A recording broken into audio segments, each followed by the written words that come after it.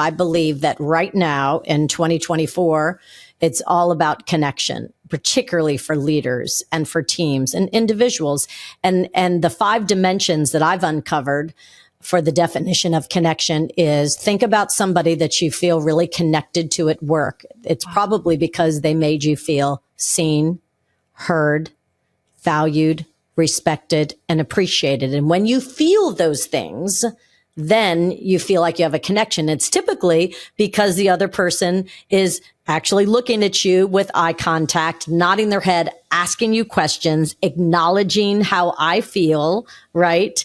And going deep with the curiosity and finding commonality and a solution. So it's kind of, I'm thinking about that as you're talking, Sam. That really is the language that you're talking about, the words to lose and the words to use are all strategies to create more connection. You're so right, Michelle, and it's a seismic shift. In fact, there's one 3-letter word that creates more conflict that actually cancels out connection. And I bet you know what that word is over on the left. What is it? The word but. Well, I hear what you're saying, but we tried that before and it didn't work. I know it's important to you, but we can't, it's like, well, I'm sorry that happened. But if we use the word but, we will be in a conflict because it's an either or, right, wrong conversation. People will repeat what they said louder next time because we're erasing it with that word but, right? Look what happens when we use the word and. You're right. We were supposed to do that. And, we're working on it right now and you'll have it by tomorrow. I know it's important to you. And we tried that before and it didn't work out. And do you have any ideas on how we could handle that more effectively next time?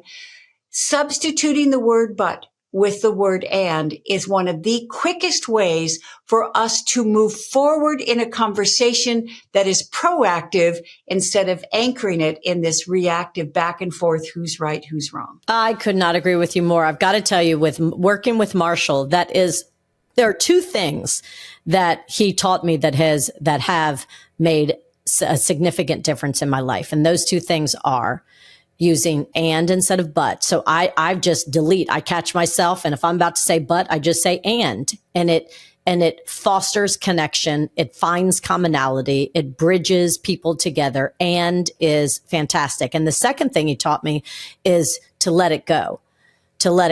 And because what I'm realizing too, and I'll give you an example. Yesterday I was running, this is a funny example.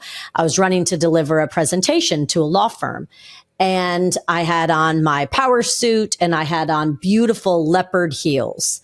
And right before I was leaving, I thought, oh gosh, that's right. I need to walk this pandemic dog that me and the rest of the world bought during the pandemic. I need to walk her around the block real fast before I leave for 4 hours. So I put on my leopard walking comfy shoes, my flats, my sensible shoes. They were leopard, but still. And so I walk her around the block and then hop in the car and head downtown and look at my feet. And I was like, oh my gosh, I completely forgot to put my actual presentation shoes back on. The old Michelle, which was a perfectionist on a hamster wheel to achievement. And I would have beaten myself up in the head. I should have known, I should have done this. How could you have? Are you kidding me? What are they going to think now? I'm in these awful flats. And guess what? That would have totally affected, though that script in my head would have affected the energy that I brought into the room and ultimately my effectiveness. And so just changing the language, that's what Marshall taught me. He's like, let it go. I had him in my head. This does not matter whatsoever. Did anybody die because you're wearing black? No. Is it going to affect your presentation? No. And just even the changing the language of how you talk to yourself affects how you show up in the world.